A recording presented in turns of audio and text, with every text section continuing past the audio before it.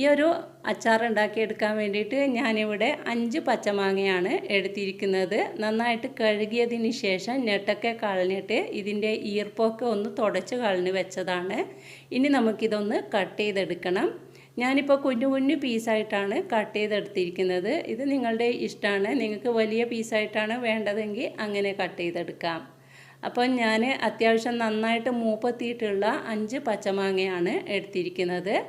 ഇനി ഇത് കട്ട് ചെയ്തെടുത്തതിന് ശേഷം ഇതിലോട്ടൊരു 2 ടീസ്പൂൺ വരെ ഉപ്പിട്ട് കൊടുത്തിട്ട് നമുക്ക് ഒരു ദിവസം മുഴുവനായിട്ടും ഇതൊന്ന് അടച്ച് വെക്കണം.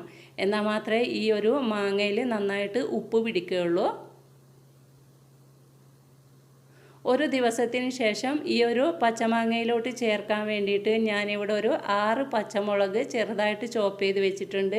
അതുപോലെ ഒരു വലിയ കഷ്ണം ഇഞ്ചിയും ചെറുതായിട്ട് ചോപ്പ് ചെയ്ത് വെച്ചിട്ടുണ്ട്. 2 തുടം വെളുത്തുള്ളിയും കട്ട് ചെയ്തെടുത്തിട്ടുണ്ട്.